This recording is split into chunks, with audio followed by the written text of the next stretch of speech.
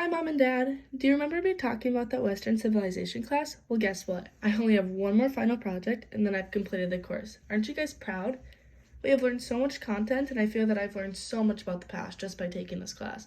Mom, maybe you should take this course because both Dad and I know you aren't the best with history. Dad, I know you love anything to do with history, so I'm going to share a quick overview of the most important thing that I feel like I've learned in this class. Mom, I think you're going to completely agree with me on what I'm educating you guys on because it has to do with men and wanting power, which is just like Dad. He definitely wants more power when living in a house full of 3 women. Throughout this whole semester, I feel that one thing stuck out to me the most, making it the most important thing that I felt that I have learned. This was how men always wanted to gain power. They wanted to gain power because they felt that they would be more respected and looked up to.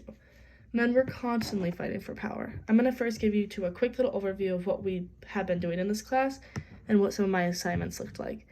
Every week we did a PSO, which is where we would pick a passage from the primary source and we would make an interpretation of what we felt that passage meant to us, and then we would make observations on the passage also. One of my PSOs actually defends my statement that I made about men fighting for power being the most important thing. For example, this was one of my interpretations and observations that I had made on a Unit 12 primary source. The observation was, in this letter, it states that there are 2 authorities. One authority has more power than the other, which is the light that rules the day. They both are royal powers.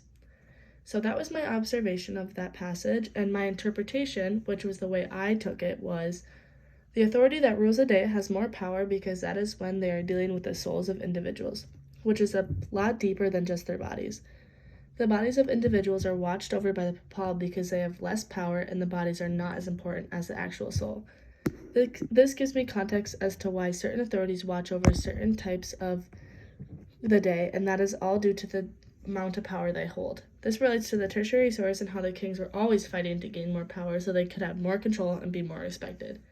This also relates to the past units of how kings would fight one another to gain power and how they would travel to gain respect from people in different areas. As we can see, power is a pattern in these chapters. So right there, that also just demonstrated one of the course outcomes, which was to be able to read and interpret primary sources. So that PSO was my observation and interpretation of that primary source. So I can check that off the list. So hopefully you guys grasped a little bit of a better understanding of what some of my classwork looks like. Another example is something called a cafeteria assignment. This is practically a way to connect information and be able to support your ideas with 3 sources. One paragraph from my Unit 6 cafeteria assignment was, I believe that the most important thing I learned in this unit was how impactful it was to have power for men. All men wanted was to have political power so that they were more accepted. I find this very important because it helps us understand that Roman culture was about men wanting power. This shows up in the tertiary source, Roman Republic, and explains their competitive culture. This idea also shows up in our primary source, Res Gestae, and this source explains the political power that Augustus worked and fought for. Lastly, in our visual source, the racing scene, we can see how this portrays the competitive lifestyle the Roman men are living and how it affects their everyday life. So that kind of supports my main focus again, which is men wanting power. And although you guys might not have understood those sources, I was just demonstrating how I have been able to back up my main idea with different sources.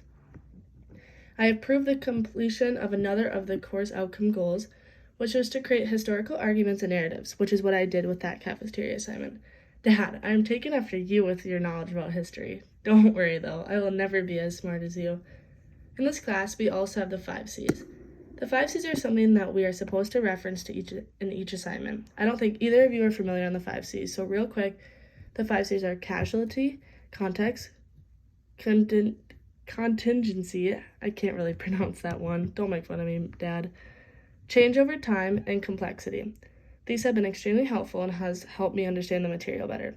The past units have continuously given me context on why men cared so much about gaining power. See what I did there? I used one of the 5 C's, which was context. We are also to see casualty with my main idea. Casualty is like cause and effect, practically. So when men gain power, they feel more honored and respected by the people. Hey Dad, do you feel like you relate to the idea and feeling of wanting to gain more power because you feel that you will be more respected? Think about this in terms of your job, our family, etc.